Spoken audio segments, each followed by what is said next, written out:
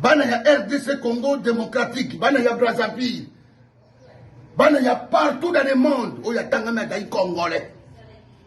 Congolais nyonso. Même dai na se ya mai, même obibaka na likolo, oya tangama dai na makila ya Congo, RDC Congo. Bino nyonso. Mama Mbaruzomo na dai ko senga na bino. Bo s'abonner massivement na Mongere TV. Bo bukana te. Ngai na lobaka makama ngai na kosa kate. Na kosa kate na yebisi bino.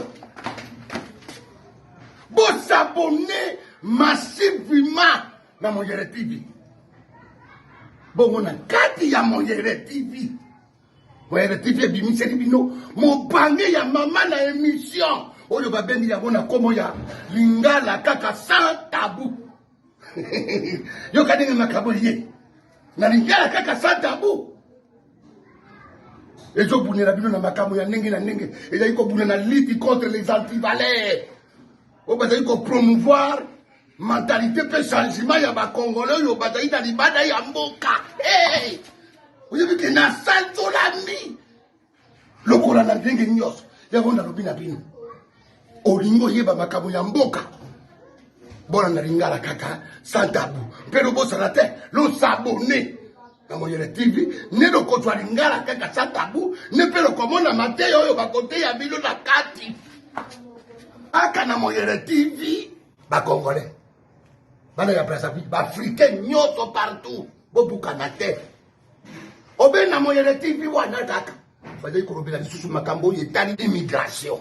Na kati ya mboka ya oncle za tax bazali kobundela mpona etali tax na kati ya mboka ya oncle za mpe na Mongere TV wana lisusu bazali na agence munene, agence immobilière commerciale mpe résidentielle mpona etali makambo oyo ya bino baafrikain nyonso. Olingi osomba lopango na yo obe olingi oteka lopango na yo kati ya mboka ya oncle za o contacter bango ne ba yebi ndenge ba kobunela yo yebi kaka ndenge nini ba kosala contacter bango ndeko comprendre makambo nyose dai koleka na kati ya mboka ya oncle za na Mongere TV bande ko ngai ba Congolais ba Africain nyonso partout bobukana te Mongere TV dai wana mpona kobudela bino. Oh mama Maluso marubaki te na yebisi bino waza na mato ya koyoka ayoka eloko na sengi bino lo s'abonner massivement na Mongere TV ne lo komona yo nyoso ga ina lo beli bino tsobona bino omoni nenge sopi bango tsobona bango.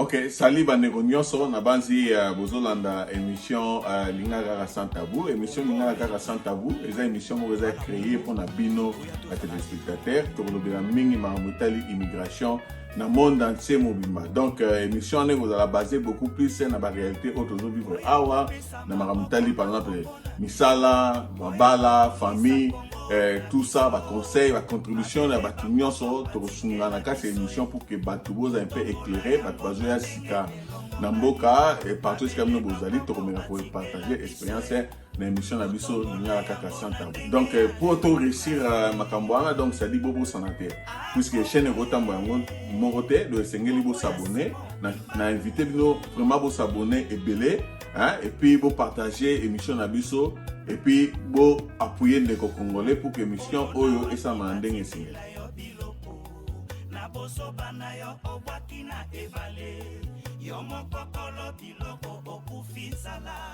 Bakokone bale baganye loterie a Congo Congo ya Lumumba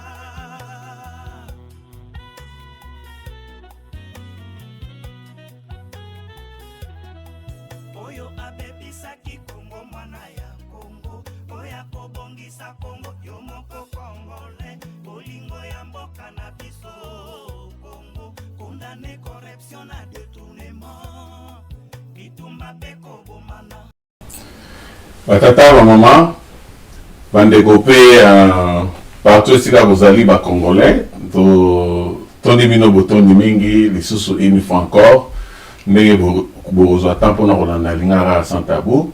Merci beaucoup na ndenge ba like na bino surtout mpona émission na biso te koleka oyo toyambaki notre chantre vaillante Bijou Shiba et vraiment ezaki elengi mingi pe esengo mingi tomoni bato ebele babengi basepeli na émission. Vraiment merci beaucoup mpona ba commentaire na bino ba encouragement na bino vraiment tosepeli nango makasi parce que bozo pesa biso esengo makasi pe courage à continuer émission na biso pe mingi na kopesa lisusu merci na ba tout o bazali ko s'abonner puisque chaîne na biso les gens s'abonnent, c'est-à-dire baza ko s'abonner à tout moment et puis ça la biso esengo parce que tout le monde a nombre de vies ezali ebele vraiment ezali esengo makasi parce que il y a un tina biso tozali ko sala ba émission na biso parce que tous on a besoin audience ezali belé na pesi mbote na bana nyonso ya Atlanta George Sika chaîne Karalingara Tabu Lingara sans tabou ezali partout sika bino bozali bozo na biso na moment o esengo mingi pe ba ndeko nyonso ba congolais sika nyonso bozali na États-Unis d'Amérique tout le monde États-Unis d'Amérique toke na Europa tout le monde na Europa toke na Chine. Et puis, tu veux qu'on succès en Afrique, et si tu es vraiment, merci mingi pour na ba o nyonso bazali qu'on a vu son moment oyo lingala sans tabou et les chaînes oyo bino. Alors, et l'autre c'est bino na moment oyo le l'émission bandi benga ndeko nyonso sika fandi yeba ke lelo tozana invité ya munene. Alors to sengi mutu nyonso na moment oyo azwa ebonga ana l'émission parce que makama minene ko ma Tonito signalé, comme d'habitude, Netolobara. Émission Lingara sans tabou, et ali émission où est salami, Netolobara, pour tout lutter contre les anti-valeurs. Parce que, Biso Toti Naba Congo, tu es Naba Mboka Bompaya, tu es Naba ambition. Donc, tu as ta ambition nettoyer. Mais tout le monde a que le comportement Biso Congolais, Zako Salake, tout développé, tout se développé, allais-je dire. Hein? Tout le monde a des Moussoussou, Biko Moussoussou, bah Éthiopien, bah Burundais même bah Rwandais a développé, bah se développer plutôt. Mais Biso, tout ça toujours autobéni, hein? Tout ça là, béninga minga, escape sur tout ça. Alors les lieux ali émission où ils allaient préparer pour nous koyamba invité au biso déjà dans nos saki na ba flyer na biso. Donc les lots, boye bah pour nous inviter à AWP. Pourquoi? Est-ce que tu bénéficies na kati ya chaîne nabiso? Mais tu vas insister toujours nge tolobaka. Tu tika kolobangote. Chaîne oyo biso nde tolobaka. Tu vas lutter toujours contre bato bana kindoki, moyibi, le kuta na likumia. So lota na moment on na lobela. So lota na kindoki, moyibi, le kuta, likumia. Il y a un des ça que biso se développer mais nazo ko informer que bilo ko na 4 papa na ngoto bengi motema mabe. Donc so yonde kozaka mutu oyo olamba mana motema mabe. Donc il va que biso ngara sans tabou to bundisa parce que to lutter contre ba valeur wana ya mabe oyo ça la communauté na biso et se développer. Donc à chaque fois que tu as une émission oyo to sey bino moko bo chanta parce que to tika moté. Hein? Donc, tu sais, il faut changer. Alors, et vous avez mal, et vous savez, c'est mon casse. Alors, Lélo, tu as invité nous-mêmes. Nabanzi Fachi, président de la République, ce qui a fait président Trump, président Biden, bateau union sur comment on va président. Vous voyez que ah, peut-être un président. Mais président Abino, autre, il m'a aussi présenté. Donc, tu as laissé mon mingi. Toko les cas directement yama invité na biso oyo to bengi yemo aussi présenté neto soloba donc bino nyonso bozana plaisir ya ko monae. Alors bonjour maître Jeannot. Bonjour monsieur Mike Moele. Vraiment tout ça c'est mon mingi ko yamba on a lingara sans tabou et sali biso et c'est que lelo oye na invitation. Puis, naïbi que tu bandis na moi retard, peut-être tu as moins problème dans ma les transports et tout qu'on sort, banzela, peut-être on est sali que émission turbanda et puis tu sais bino ba ba téléspectateurs besoin na biso sikoyo moi bolimbi si place wana mais tozali na maître Jano oyo azali liboso ya ba télévision na bino donc yé moko a se présenter et puis biso te reposer la question puisque la question est ébélé alors maître Jano na nous après pour la question na biso lelo. Oui, monsieur Marc, je suis vraiment prêt. Vraiment. Tu vas insister à apporter le baquet. Ceux qui te invitent à l'ingara sans tabou, et là, il faut évacuer. Tu poser toutes les questions possibles parce que tu as des questions, les téléspectateurs vont poser, tu as des questions, mais ceux qui poser sur la question. Alors, il y a un autre bien peu les sous, l'ingara sans tabou. Attention, tu es bani, attention, tu es là, attention, tu es vivant, mais tant que tu as plateau et l'ingara sans tabou, te poser aux questions sans répit, parce que tu as besoin, les téléspectateurs, va comprendre qu'est-ce qui est invité à l'obélavi sur le lot. Alors, maître Jano, biso de Lingui, Yomoro se présenter parce que Tolingi te présenter Yote, Tolingi Yomoro, oui, biso maître Jano, Yozanan, mais que ça les téléspectateurs, au Bazolanda aussi quoi.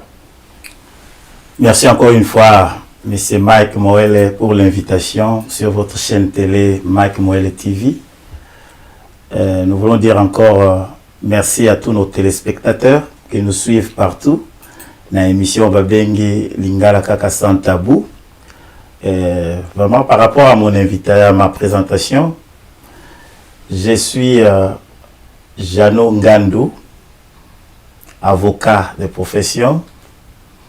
Puis on nous appelle Maître Jano. Et puis je suis présentement président de la communauté congolaise de Gainesville et environ. Je suis marié et père de 4 enfants. Et d'ailleurs, je voudrais saluer d'emblée mon épouse et toute ma famille.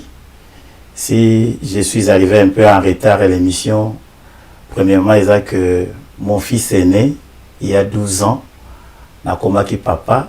Aujourd'hui, c'est son anniversaire. Ce qui a fait que j'avais voulu quand même consacrer un petit temps avec eux. Après quoi, on est comme un peu légèrement en retard. Bon, mais sinon, le trafic est très bien. Donc, c'est ça. Ok, merci bien. Bien Moro, Boki Maître Jano à se présenter. Toti Goloba, que l'émission, la vie dans l'émission, elle est en direct. Donc, ça dit que nous sommes tous direct sur Facebook, tous direct sur Twitter, et puis tous direct sur YouTube. Et puis, ma question, sur dans la question, au moment où on est au bandi émission, soit papier na yo, soit biki na yo, comment la question, au moment où tu fais le téléphone, nous avons posé question na ye, et puis, vous occupez comme un numéro, on a affiché, liboson na bino, vous comme un numéro parce que Maître Jano a eu à que batu nyonso oyo, parce que la question concernant l'association, tu es président, hein? Donc, occasion en eux. Et ça, c'est que si on fait poser la question, mais Maître Jano est à présent, il a préparé, Big Nayo, numéro 1, les allées plus 706 684 40 14. Dans le moment où tu as voilà, tu benga, bongo, obenga biso. Et que ça malam parce que émission auto sali émission nabino il y a biso nyonso ceux qui besoin la question à poser vous poser parce que on est ça là et c'est on a biso ne to fani awa na kati il y a émission. Alors Maître Jano toki madame oti oloba awa que se présenter namoni pour la se présenter bien té mais quand même n'anga na poser question oti Congo ça bon modèle.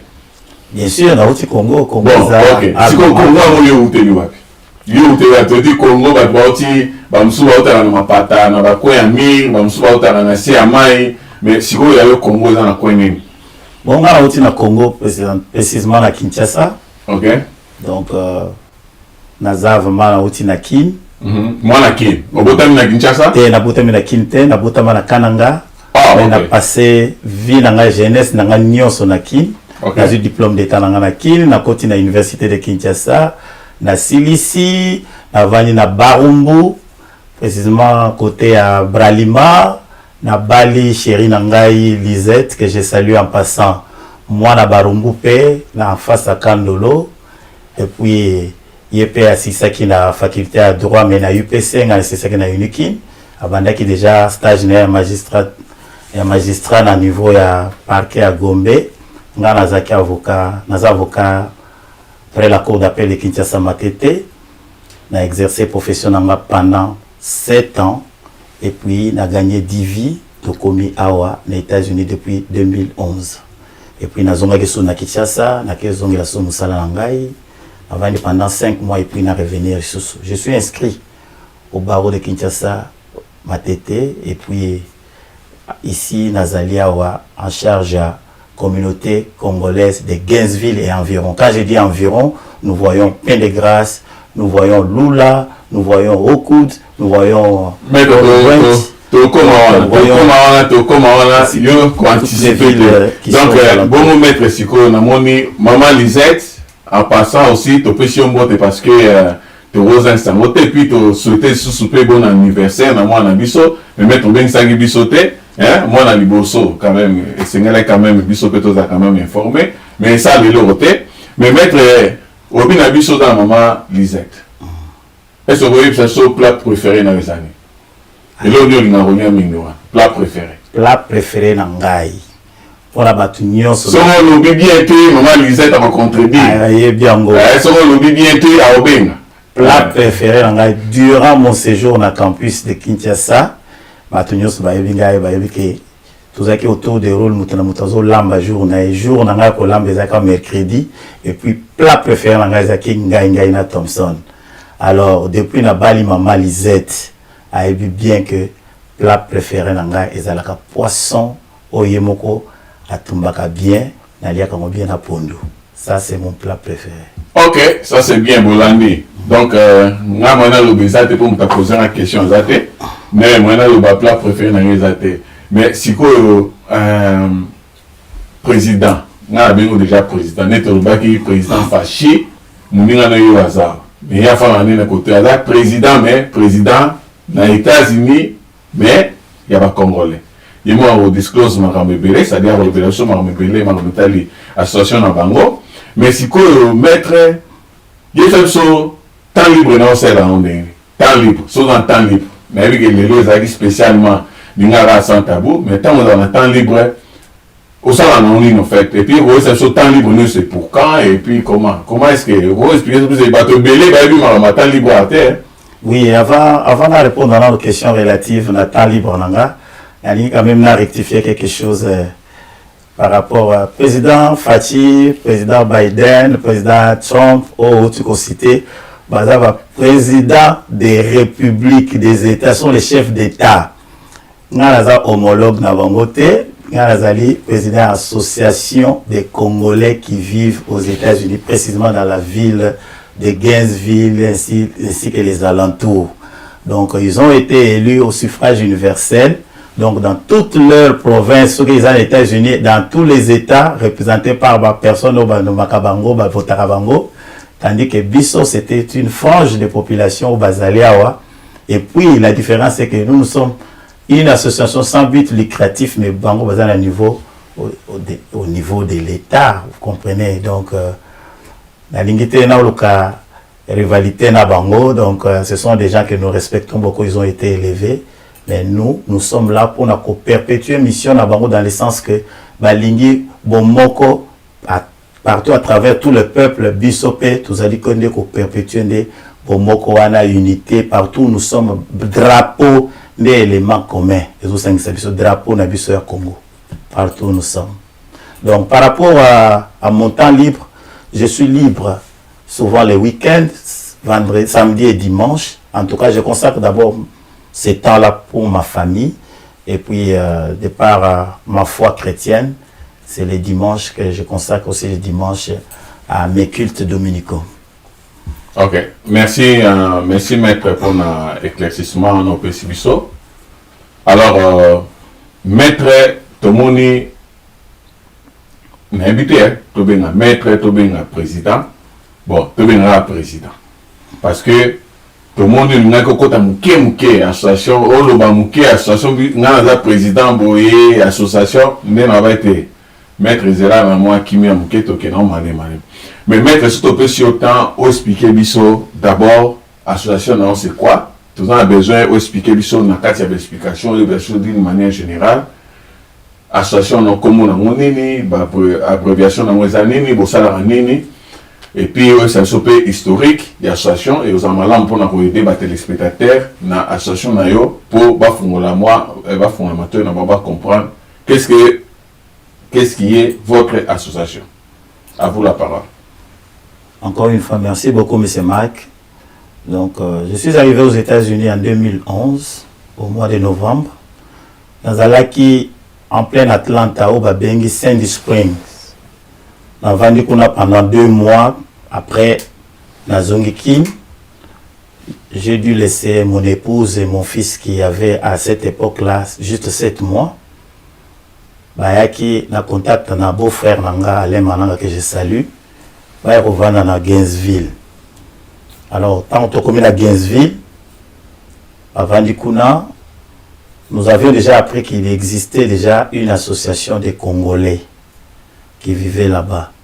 Et en passant, parmi les pionniers que je pourrais aussi saluer, cette association qu'on appelle COCOJ aujourd'hui, Communauté Congolaise de Gainesville et environ, Ezalaki, idée, Yabakulutu, Papa Nabiso, que je vais citer sans pourtant coller Bamsusu, Batolokola Papa Frank Mboulou, parmi les pionniers, les vétérinaires, en tout cas, comme Nezuki Manga et après, Banda, je crois. Et je salue l'ancien Papa Timothée, qui se nomme d'ailleurs même conseiller naturel. Et je ne pourrai jamais oublier aussi le former president, l'ancien président, où il y a Tikelinga Bâton, Papa Pierre Tekwa. Donc, après vague, il y a Papa Frank Mboulou, vétérinaire, Banda, Papa Dani, tout ça. Tikelinga Bâton et les cas qui n'ont pas beaucoup, il y a Papa Pierre. Après l'élection, Papa Pierre Wana, on a Nazaraka vice-président Naé. À un moment donné, à travers les règlements, bon, je n'étais plus en charge et je fus remplacé par mon confrère Maître Mimi. Et au mois de novembre, 27 novembre de l'année passée, d'être à l'élection, parce que le mandat n'a pas 2 ans renouvelable, Papa Pierre Assisa qui mandat va organiser une élection et puis n'a brigué. Et puis, je fus élu depuis le 27 novembre et puis, de constituer le comité Nabiso. Donc, pour dire que la communauté congolaise, il y avait à l'époque, Papa Frank Bazalaki, Pendegras, Zalaki Penda et Banaki Pendate. Alors, tant que comité ancien, maintenant il y a des villes, Congolais, partout, c'est comme ça qu'on a fait appel aussi à joindre Pendegras. Comme ça, ma ville, Moussous, le col à bande de contour, Flory Branch, Okud, Cornelia, Lula, Brazenton, Bangoto, tout ça, Congolais parsemés, là et ça et là, et on a tout ça, ici, on a un groupe à COCOJ, on a tout ici, et on a COCOJ, communauté congolaise de Gainesville et environ. Donc, maintenant, nous sommes dans Zinga, puis nous sommes dans Kati. Pourvu que Basiba manifestait déjà volonté d'avoir adhéré et puis tous en avons ensemble. C'est ça brièvement l'historique de COCOJ. Mais maître, celui qui va bien, les téléspectateurs, nous va d'abord pour nous, comment définissez-vous une association? Vous déterminer une association pour nous. Et là, l'Union européenne, ça va nous définition et association et l'Union d'une manière générale, et puis au en même moment, objectif les années. Voilà. L'association, c'est déjà un groupement, une volonté des gens de se mettre ensemble. Donc il y a une volonté. Les gens qui ont bateau, ensemble, bon moko. Maintenant, dossier pour la biso moko congolais, totalement ce sont les Congolais qui se sont retrouvés, non pas comme par hasard, mais dans une même ville, dans un même point, dans un même état, balingi bavanda ensemble. Objectif ya Koko Jézalinini. Objectif na biso ezali d'abord pour regrouper toutes les Congolaises et tous les Congolais originaires de la RDC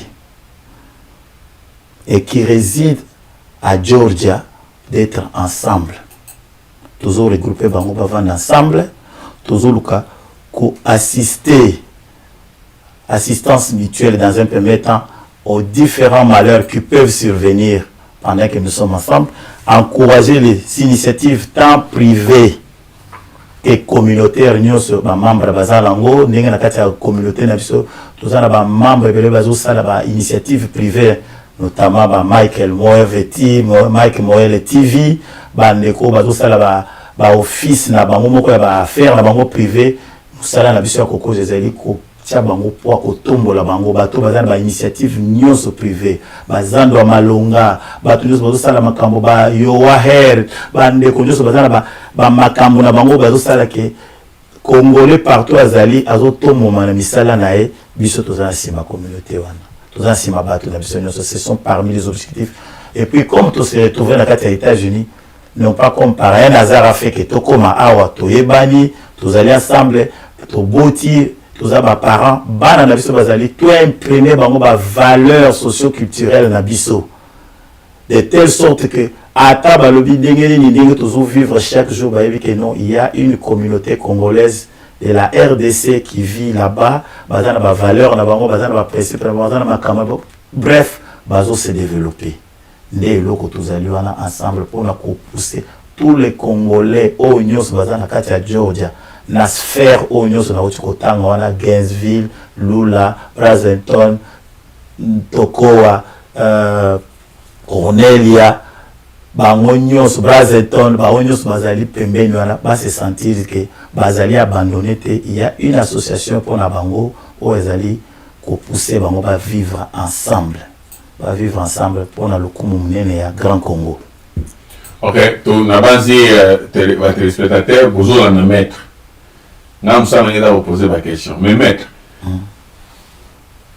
si je vous satisfait, satisfait parce que au PC définition association, mais au PC biso vraiment au clarté, peut-être bandeko va vous poser question ça peut-être au pays ba membre pays non il y a équipe bazali so ba été même na téléphone ba peut au bien pour compléter mais les problèmes biso ezali association na bino so ba poser question abi quel est votre objectif spécifique ou bien principal et spécifique.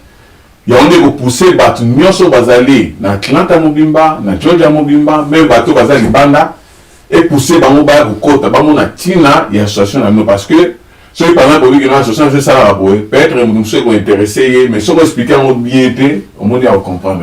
Est-ce que vous pouvez savoir sur objectif non principal et spécifique il y a ONG na nous. Sentez-vous à l'aise, vous pouvez si vous avez votre statut vous pouvez lire pour permettre à bandeko au bazo na biso ba comprendre l'utilité ya ONG na bino na kati ya communauté congolaise. Biso tozali association sans but lucratif. Toujours le canal Mbongo Libosoté. Lucre comme une entreprise, non. Biso Tozali, le vouloir vivre collectif de tous les Congolais éparpillés na Georgia, dans les différentes villes où on a cité. Ce qu'on doit comprendre était la répétition de la mère de la science, n'a tangelo 4 objectifs. Peut-être au cas qu'on a massacre bon. Comme on l'ingina tanga. Mais nous sommes là d'abord pour regrouper toutes les Congolaises et tous les Congolais originaires de la RDC qui résident à Gainesville et ses environs. Ça, c'est le premier objectif. Deuxième objectif, nous nous assistons, nous nous soutenons mutuellement dans les différents malheurs ou certaines difficultés qui arrivent. Troisièmement, nous sommes là pour aider ceux qui ont émigré, tous ceux qui sont arrivés aux États-Unis mais qui ne savent pas par quelle porte toquer, Bissonde Tozaluana, au Niatana, Georgia, comme à Gainesville et toutes les différentes villes des Allions, au Koko Zawapi, président Zawapi, comité Zawapi, Tozio, au Yenakadani les États-Unis, aux Arekinani na Congo, Topesio, Banzela, voilà comment tu peux t'en sortir.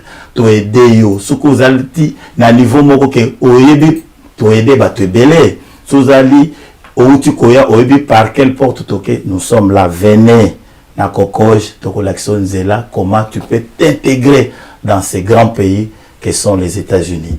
Donc, voilà le troisième objectif. Quatrième objectif, encourager les initiatives tant privées que communautaires. Alors, dans les initiatives privées, les bateaux, bazali na makoki na bango, babandi ko sala ba faire na bango, c'est une initiative privée. Pour tout ça la kati ya mboko ba grandes initiatives c'est vandi ba banda kwa minene zali, ba Kroger, ba Walmart, ba nini pour ne pas faire leur publicité, ba Target et consorts, ba grande firme zali. Mais yo peso bandi ba biloko no ya mike. En tout cas, biso na kombo la communauté congolaise toko ya wana mbangu pour ko soutenir yo pour que okende liboso. Je ne sais pas si dans les 4 objectifs que j'ai donnés, vous êtes un peu satisfait. Si vous êtes satisfait, je crois que quelques téléspectateurs vont être satisfaits. Ok, donc, Binomo Bolandi, Bolandi, n'a rien soutenu à diriger mettre attention parce que l'association, par exemple, l'objectif principal, objectif principal comme spécifique, mettre ça Pessibino Oyo, il y a Kokoge. Mais moi, j'ai commenté parce que il y a mon Pessi, objectif n'a pas. On y a besoin intéressé, n'a pas objectif mettre à Pessi, ou bien vous comprenez ou bien té, on peut s'amener le numéro à mettre, ou bien on peut s'entendre aussi ça, à vous expliquer bino dans sous les années. Alors mettre Oebi qui est devant la loi, est-ce que l'association a bien éban? Mais quand on regarde sur le plan juridique, est-ce que c'est une association autobénie à Simandaku ou bien c'est une association où ils allaient connue officiellement et que les membres sont sécurisés? Essayez un peu de nous parler de ça. Effectivement, légalement parlant, nous sommes sécurisés parce que Bissomo connaît tous allés, tout est un système de fédéralisme. Nous sommes ici aux États-Unis, précisément à Georgia, dans les États que j'ai cités là, dans les villes que j'ai citées, dans l'État de Georgia, mais dans les différentes villes que j'ai citées. Tous allés, Bissonio, c'est une ville phare.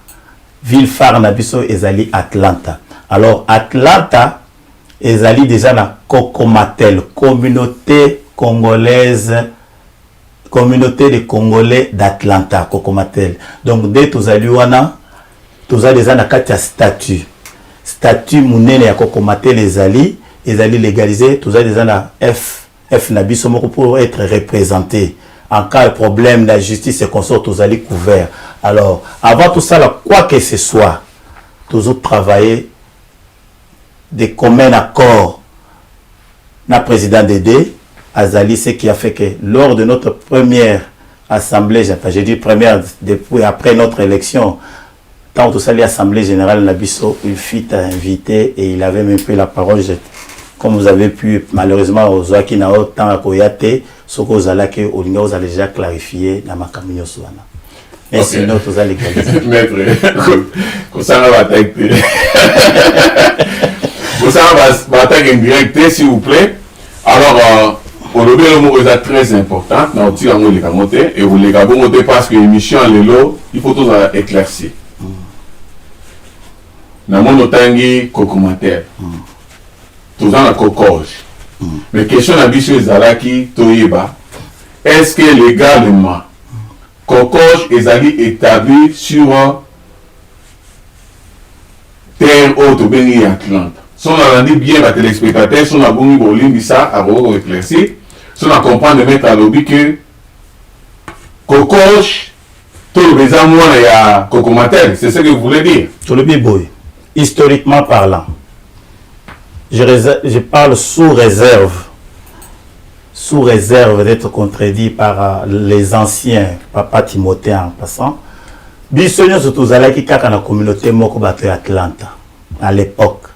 Les gens quittaient Gainesville, excusez-moi, pour aller assister à toutes les réunions à plus d'1h30 à Atlanta. Il s'est fait que, lors d'une des réunions là-bas, bah décidaka Papa Timothée Lovaki a persécution sur précision Pesaka Ndingisa vous permettez à Sengaka la autorité de l'époque, si vous permettez que tous appelez belé côté à Gainesville tout banda ko se regrouper bisomoko pour tout à la paix objectif oyo bah lobaki nous ne trouvons pas d'inconvénients. Ce qui fait qu'aujourd'hui, et là, nous sommes les Kanakata Kokomatel, tous allés impliqués, tous allés ensemble. Pourquoi? Kokomatel na Kokoj, tous allés coopérer sur une même terre que Atlanta, Georgia. Tous allés à l'État de Georgia, tous allés communauté congolaise et à États-Unis Mobimbate. Nous sommes dans l'État de Georgie, dont la ville phare est Atlanta. Alors nous n'avons pas voulu faire un double emploi au Mimisi, ni à Kokoj Koto, au Mimisi à Kokomatel Koto pour ne pas créer la confusion dans la tête de ma mère et ma fille. Donc, voilà, on a basi les téléspectateurs, bon, on a maître Jeannot Azali ko répondre. Bon, pour Nangaï, Nazan a question, ils ont toujours point d'interrogation là parce que là, il y a une confusion pour moi. Je vais m'expliquer. Na lundi bien, question d'ambition d'opposer qui mettre au répondre de Totuni, est-ce que Kokoj, Ezali, Moana, ya Kokomatel? Parce que nous avons soumis le remords parce que ceux qui ont créé une ONG, ou bien une association, je pense que c'est une entité, entité pour évoluer. Il y a un statut, règlement de l'intérieur pour évoluer, encadrer les membres. Peut-être qu'on va poser une question un peu autrement. Maître, est-ce que vous avez est-ce que Kokoj est allé dans le statut ou bien dans le règlement d'ordre intérieur? Bien. Ezali. Dans l'expérience, c'est l'exemple à téléspectateur, maître. vous allez dans le statut. Je sais que bien que tout Tibisonio sont dans Kokomatel. Okay. Vu la distance qui nous sépare d'Atlanta vers Gainesville ainsi que toutes les villes que j'ai citées, tous allez par rebelleté, nous sommes une partie de là, Tolongwaki, Tosengaki, Tosengina, Tozonga, ils ont accepté. De ce qui fait que tous allez awa, tous allez statut, tous allez règlement d'ordre intérieur.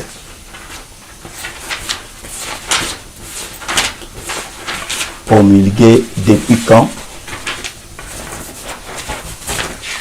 Depuis 2017 par l'ancien président Pierre Tekwa à Georgia.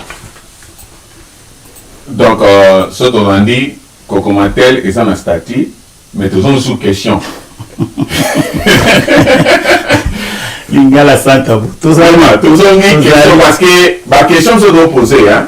Tu vas poser parce que les élèves faut tout à clair personne. Mettre le lobby que vous avez un statut. Donc, Kokomatel peut un statut à Imoko. Mais en fait, juste pour faire comprendre. C'est-à-dire que le statut de la Kokomatel ou bien un statut où il y a Kokoj.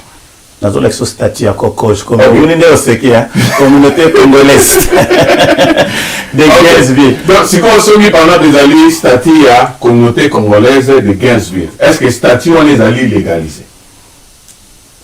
Les alliés sur le plan légal reconnus dans Georgia. Les alliés reconnus.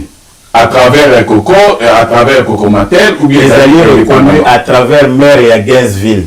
C'est-à-dire que ceux qui comprennent bien, Coco est une association indépendante. Et autonome, je t'ai parlé, n'appelle ça qu'une des historique. Mais pourquoi vous mélangez Coco et Kokomatel? N'appelle ça qu'une historique.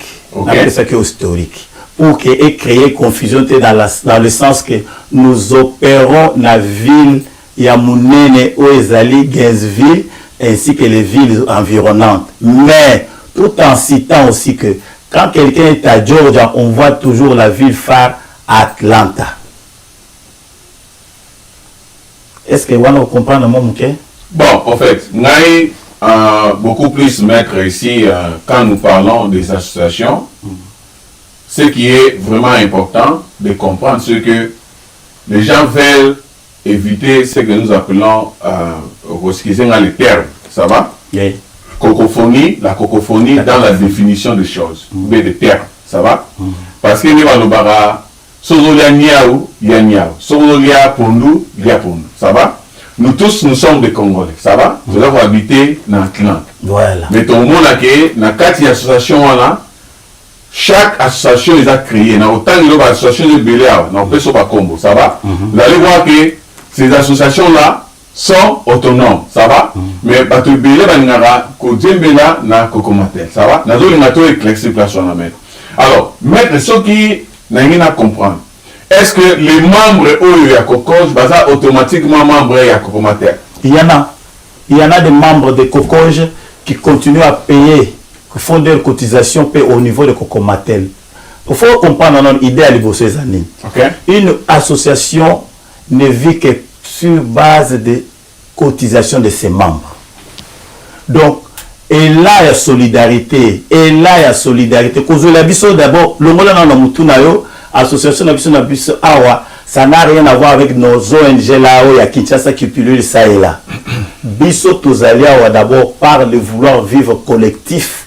Il y a des gens qui Tokutania, Touzali, Congolais, Touzala, Biso Mokoto pour promouvoir ma Biso qui est Liboso. C'est l'idée même qui est au niveau de Cocomatel. Cocomatel, les affaires.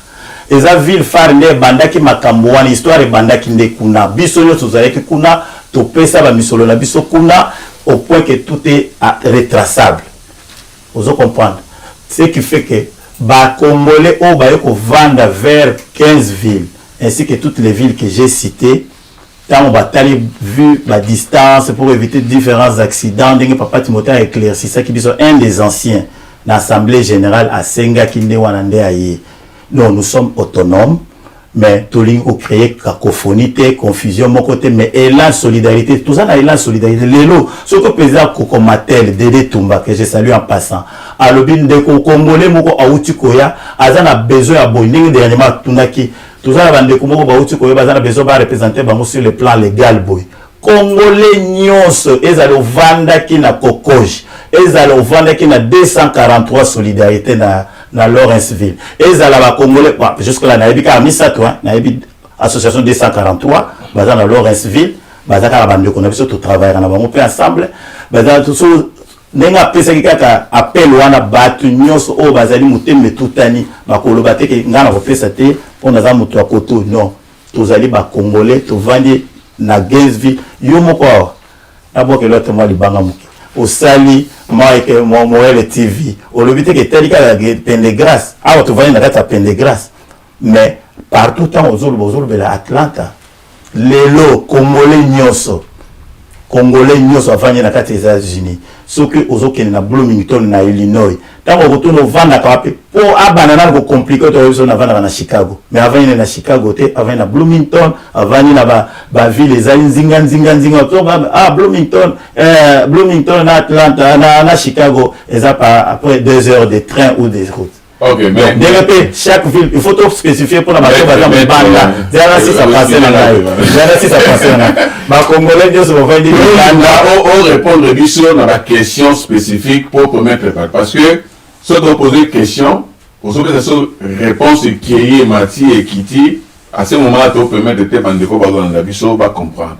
Donc, ceux qui ne comprennent bien, excusez-moi, donc, Cocoche, Ezali, une association ou dans l'autonomie de gestion. Sans but, effectivement. Et puis, dans l'autonomie de gestion, et que Cocomatel peut aller une organisation peut avoir l'autonomie. Sauf que, souvent, les membres à Cocoche, entre autres, en fait, parmi Bango, Ndamou Bazali peut, membres à Cocomatel. Oui, oui. Ok, on a posé une question, ceux qui, et pas la bino, membres au Bazali, et pas la bino répondre au que non, Moussoupe Banana à Cocomatel. Mais on a posé une question, mon gars. Qui sont membres chez Cocoche et qui sont membres chez Cocomatel? Oui, individuellement. Nous avons seulement que nous avons un groupe nous avons les membres effectifs, nous avons les membres sympathisants et nous avons les membres d'honneur. Okay. Donc, ils peuvent être sympathisants là-bas, ils font des choses, ils peuvent être aussi effectifs. À Taliabé, il faut avoir combien par mois? Ils auraient $10, $10 ici, $10 là-bas. Tindi les 240 000 à la fin du mois, à la fin de l'année. Ce n'est pas de la mer à boire. Ils le font pour le Congo. Est-ce que vous avez associé à Maman Téléma? Maman Téléma, voilà. Hein? Voilà, on a associé à Maman Téléma. Donc, Maman Téléma peut parler. C'est là où il y a une explication dans le Maman Téléma, c'est un Cocomatel. Bon. Maman Téléma, Cocomatel, Maman Téléma avait un de ses membres aussi. Je ne vais pas citer son nom. Vanda qui est dans la ville à Californie. Elle habitait Gainesville. Elle était dans Cocoche, mais elle peut participer à Maman Téléma. Toutes les mamans à Georgia, au baza prête baya. Bazali wana kuna wakati. Donc toloba. pour le Congo. Bongo bana bandal. Bana bandal. Ça bana bandal, oui bien. En tout cas, on a bien monté. Donc oui, vite, donc. Évitez, voilà, tu me rappelles. Il y a un fait que tu as dit, Joe, des villes, vous rappelez, les gens étant mounés, ils ont comme, à ce moment, la bandale peut basaler. Ok, donc c'est une mutualité. Voilà la mutualité. Donc, ceux qui comprennent bien, ceux qui comprennent bien, donc, Cocoche, en conclusion, ils ont une autre association, ils allaient dans sous la gestion, il y a Kokomatalité. Ils allaient autonomes. De la sous-gestion, je t'ai donné la genèse. On vient de là. On vient de là sur une demande express, telle que nous avait été précisée par un des anciens pionniers que je salue, Papa Timothée. Il a dit il participait à toutes les réunions Kokomatel. Il a évoqué les problèmes de transport. Il a dit je ne peux pas, nous ne pouvons pas accepter toutes les réunions plus d'une heure, d'une heure 30. Il y a qu'à rouler. Permettez-nous tous, allez-y. Maintenant, en arrivant sous l'autonomie, tout sali ba statut, tout sali ba règlement d'ordre intérieur, nous ces alliés de yamon a l'acquis que les acquis publié par l'ancien, promulgué par l'ancien président de quoi, l'Assemblée générale et Salma qui en son temps, Bissopétan Motoyaki, jusque-là, tout aux ala élu en 2022, le 27, tout un petit temps, il y avait l'ancien président qui était un peu empêché pour la remise et reprise, tant Wazungi na janvier awa. Tout ça, les remises et reprises directement a annoncé le 12 mars, ce fut notre première assemblée générale à laquelle vous aviez été déjà informé, mais au Boya qui n'est pas. C'est pourquoi, à cadre association sans but lucratif, nous voulons regrouper tous les Congolais. Parmi nos objectifs, nous sommes qu'on ramène Moël TV dans cette association. Parce que dans la sphère, qu'on ramène tous nos anciens experts maison que j'appelle, Nabamakamabanda pour Batax et consorts. Maître, Tokoma, tant l'abisso est un peu limité, il faut tout le gérer tant. Parce que la question est belée, déjà, un message est belé. Bon, on va opposer un peu la question. Mais avant de continuer, pour utiliser l'abisso que vous êtes autonome, mais au pays par membre et ça par individu mais bazo comme membre ya Cocoche, n'est-ce pas? Oui. Mais quelles sont les conditions d'adhésion? Ce mutaningi ya comme membre na Cocoche et singeli asani. Très simple. Nos conditions sont très simples. Dans un premier temps, nous avons une fiche d'adhésion. Vous exprimez votre adhésion librement. Vous remplissez la fiche qui ne coûte que $5 seulement. On va vous donner compte un reçu par notre trésorier et son adjoint. Trésorier, M. Abel et son adjointe, que je salue, Maman Wivine. On peut sonner reçu. Voilà. Après, on va signaler que mensuellement, vous allez commencer à payer $10 au moins. Donc, parce que nous savons quand même, tous les membres, sympathisants, les membres d'honneur, bango, qui pakate, au lieu même $10, on a payé 50. Donc, pour volonté, communauté, qui n'est qu'à Liboso. Parce que ce qui fait la force de toute association, sont nos cotisations librement versées. Donc, comme condition simple, il y a juste une fiche d'adhésion qui ne coûte que $5. Et puis, on va vous dire qu'à chaque fin du mois, vous allez commencer à payer $10. Si vous ne voulez pas, vous pouvez attendre seulement. Il y en a qui payent à la fin de l'année, ce qui n'est pas bien. Nous voulons que Mbongwane aura déjà mensuellement, pourquoi pas aussi anticipativement, pour la bonne marche de la communauté. Ok, Bandeko Nabanzi, émission Nabso qui n'est malé, mais malembe, ma question est allée te poser. Mais dans le cadre Moro, toujours continuer toujours Kolobela Cocoche. Mais quand tu as vu nos vidéos Moro, il y a l'Assemblée générale où maître Aoti Koloba Ndenge le Kaki, Bongo Bino Boyo Kabino Moro, qu'est-ce qui s'est passé, et là on est le Kaki Kuna, mais tu vas Liboso, Ndenge maître Aoti Koloba, na historique. Après, tu vas voir la vidéo Mususu, Oyo, Ndenge maître Jano président, il y a Cocoche, Azaï comme ça l'intervention, mais tout pendant moi petite vidéo, il y a un ancien au Bazaki na Cocoche, parce que moi introduction, dans Kati, il y a réunion na bango, il y a assemblée générale. Nabanzi et vous avez là moto na yango ndenge papa ou azali ancien membre ou bien azali ancien ya Cocoche azali ko sala ba intervention na tolanda. Tout avait commencé au niveau de Nous sommes dit vu l'étendue de l'état de Georgia, nous devons quand même avoir d'autres communautés. Pas les appeler sous, parce que nous sommes tous congolais. Il y a une grande distance pour arriver au site les lieux que nous, qui me faisaient partie de ce monde-là, comme j'habite Gainesville, je ne peux pas rouler pour des réunions faire une activité. Si vous acceptez qu'on puisse organiser et mettre aussi une autre communauté au niveau de Gainesville qui peut regrouper d'autres villes aux alentours, ça sera mieux pour que nous puissions être ensemble, pour que nous puissions travailler ensemble. Ensemble comment? Au niveau des textes, Kokomatel est légal. Il a des documents juridiques qui sont acceptés par les State Department. Ça ne sert à rien que d'autres communautés, que ce soit des gains, des mecs qui puissent encore faire les mêmes démarches. Si vous acceptez, vous êtes l'Assemblée générale, ça y est, vous ne prendre pas à une autre. Cette Assemblée, si vous acceptez, si nous voulons avoir une démarche auprès de l'État, voire des sénateurs ou tel ou tel, nous pourrons à la communauté congolaise d'Atlanta. Si il est là, il représente la communauté. Qu'est-ce que vous voulez? Parce que l'année passée, bon, ok, Nabanzi Bolandi, on est allé ancien membre ya Cocoche, en fait, un membre, mais un ancien comité directeur. Nabanzi maître Raymond Waropé Sabino Kombo na sur Alingi. Mais ton gars tout na maître, tout le monde a question sur la poser biso. Combien de membres bazana sa association na bien? Vous comptez combien de membres? Combien de membres na quatre association na bien? Lelo. L'association Nabiso, présentement, n'a pas membre ou ba adhéré sans être vraiment cause à la gauche, droite. Nous sommes au-delà de 150 familles.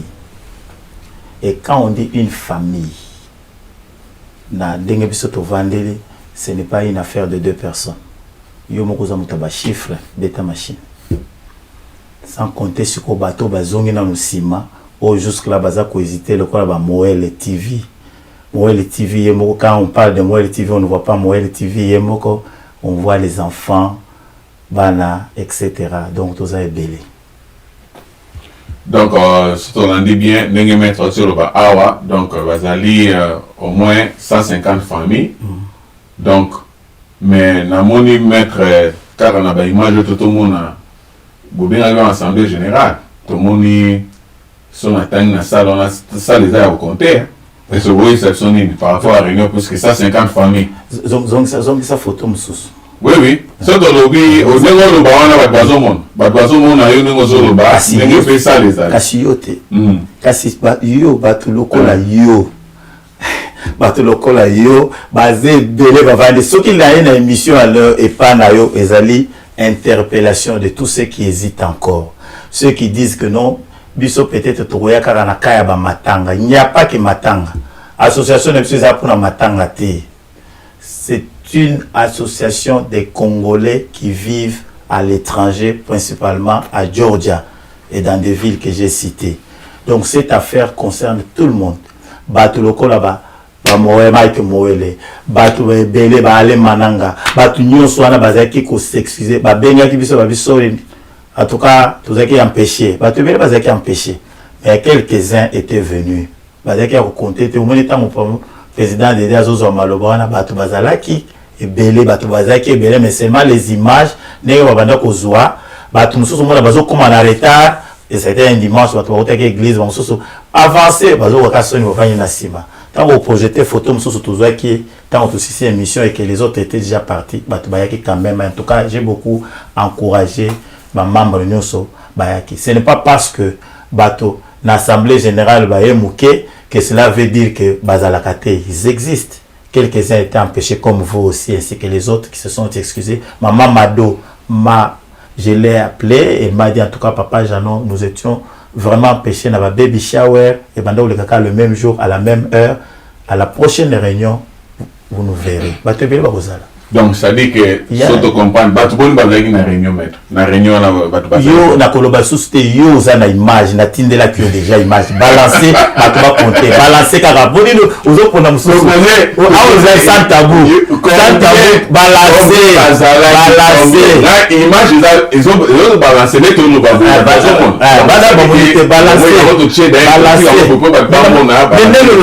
Balancer dans le total. Il y a une image. Balancer moussou.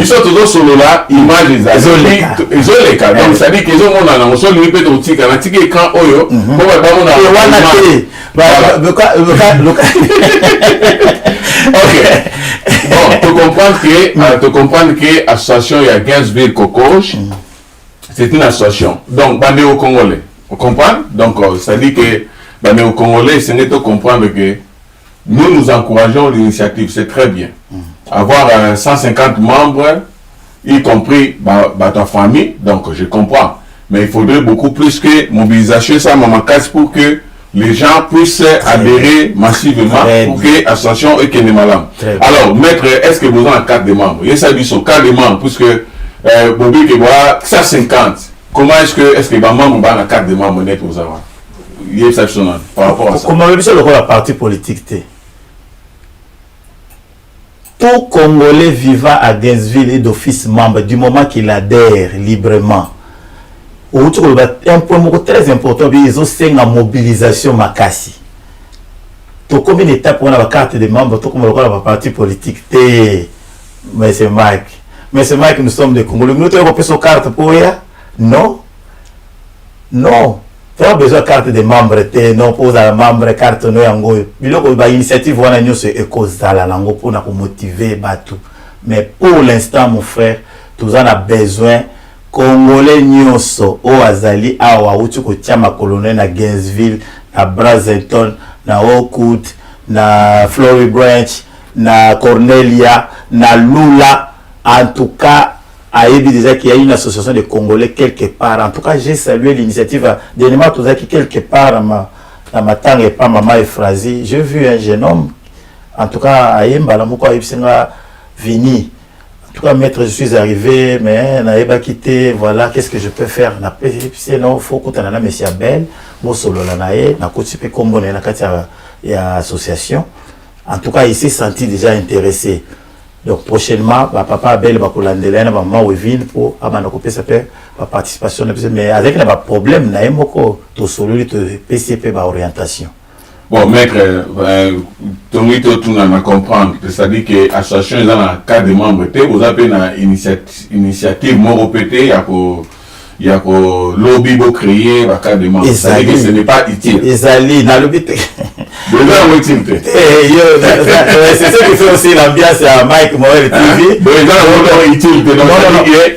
On a tout temps là, tous en abattoir de là, c'est un avis soit nos fans d'Arabie Nazar, mon États-Unis, green card, ou bien on a passeport aux Américains. C'est-à-dire qu'il y a une station qu'on coche, tu comprends que ce sont nos membres, donc carte de raté.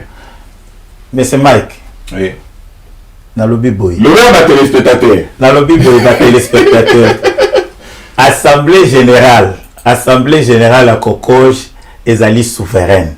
Toute question, président Nabino, na comité Tozali ouvert à toutes les questions, à toutes les initiatives. La fois passée, en tout cas, j'aimerais encore saluer la mobilisation et Salamaki na Batonio Sobaya qui c'est dimanche là à 16h, le 12 mars dernier. Tous les qui moment makaji to qui va posa Nabino. Comité éco-sérénité déjà lobby l'issoussou pour passer là. Évaluation de ce qu'a été cette assemblée générale. Alors, tu as la kuna, tu as la makamunyo, na OEP, un de nos membres, un de nos frères et la communauté, un de nos compatriotes, Mike, non, on a quand même carte à membre frères, on va étudier toutes ces questions pour total objectif Tinanango. Mais d'emblée, dans le lobby boy, nous ne sommes pas un parti politique et nous prenons même le caractère apolitique dans notre association. Parce que là où il y a des partis politiques, dans cette association, il faut faire prévaloir en gros et créer une division. D'abord Congo et Kendeliboso, les restes là, ils ont atteint. Bon, maître, il y a une question que nous te posons, la monnaie, nous te à Babi au commis président. est-ce que c'est un critère nini oyo ils ont en œuvre hein ou ils ont en œuvre pour que yo comme président? Quels sont les critères? Donc critères ils ou bien membre na ya comité pour voir comment membre ya membre ya comité directeur. Il y a un membre comment batumi va bien un comité de gestion, bien les années comité directeur ou bien comité de gestion. Mais quand peut comme ça c'est quoi, comment vous appelez ça? Donc tous allez la répartition à quatre associations. L'association est dirigée, il y a l'assemblée générale, il y a le président, il y a les comités, il y a les conseillers, il y a les trésoriers. Non, maître, question est allée. Association Nabino, ils sont dirigés par quel il y a des comités. Il y a des comités directeurs, il y a un président comité directeur. Tout à fait. Ok, ça va, c'était ça la question. Mais le critère pour comme membre du comité directeur ou bien comme un président net, j'ai dit que nous avons un statut. Okay. Le statut a tout déterminé. Le statut a dit qu'il y a le président en exercice doit faire deux ans renouvelables. Okay. Donc, l'ancien président, quand il est arrivé à la fin de son mandat, il a organisé les élections. On va appeler ça qui critérium. Être congolais, avoir l'amour de la partie et puis avoir l'amour de l'association. Être intéressé. Donc, j'étais intéressé à Sali. Après, bataille le besoin, que tous les comités étaient partants.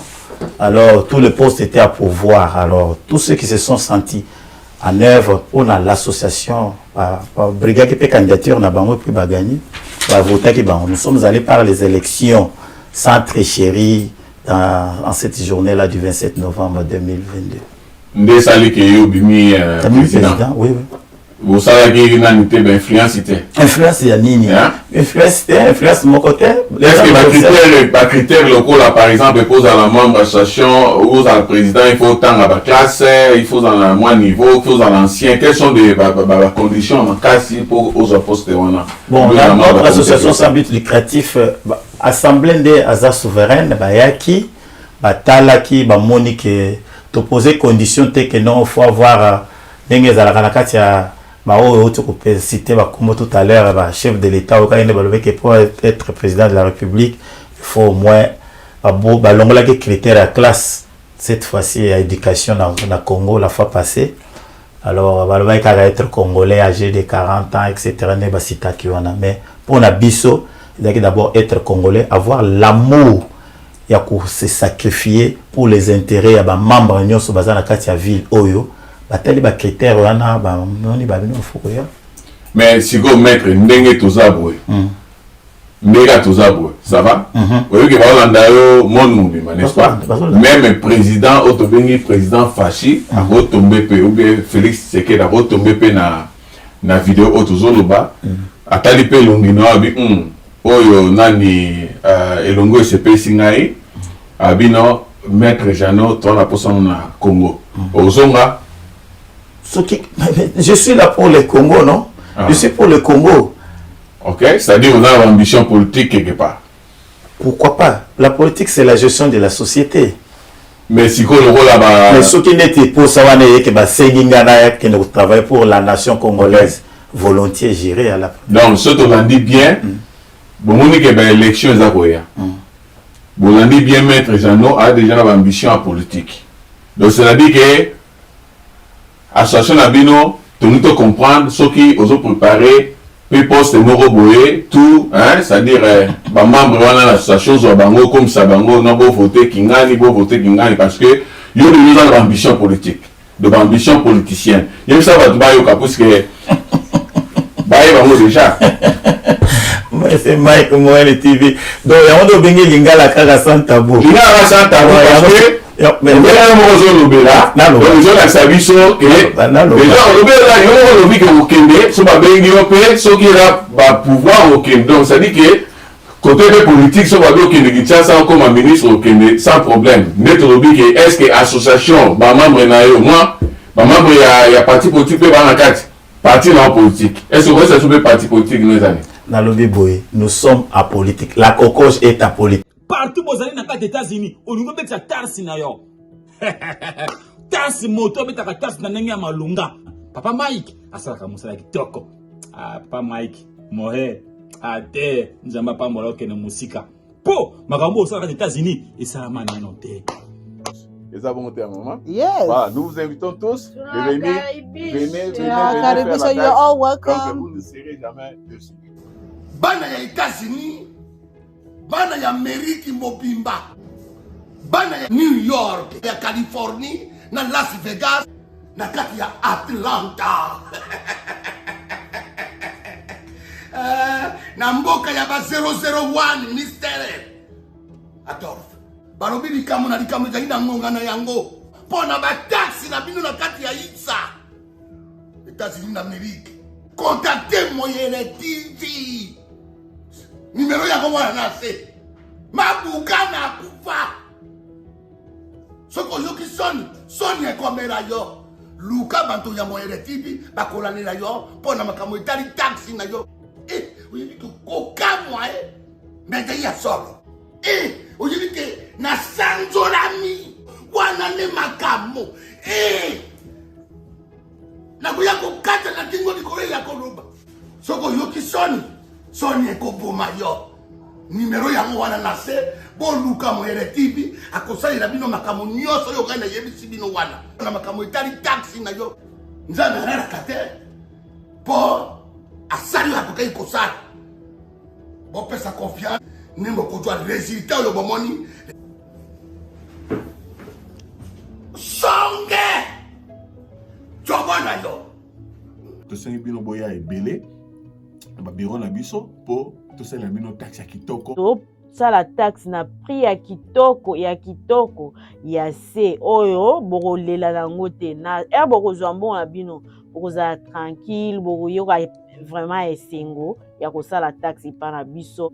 Okoki simplement kobenga biso pozwa ba explication na numéro oyo ya 404 996 7579 partout place bozali na Georgia na Amérique mobimba soki bolingi koya kosala taxe boya ebele bokokuta biso bandeko na bino toza awa. Vraiment so travail na biso ozali na problème moko te ya kosinquiéter bato bazosala individuel na bato basala business boyeba ke so bolingi bozala couvert bosala na moto azali honnête pe moto akoprotéger bino na ba éventualité nyonso oyo kokoya. Donc biso bureau na biso ezali boya bosala taxe ya bino bozwa décision malamu parce que boko regretter ngo te. So bolingi botia rendez-vous toza na place na biso na Atlanta na adresse oyo na nyapesa bino boko koya directement na bureau eza na 2100 Park Lake Drive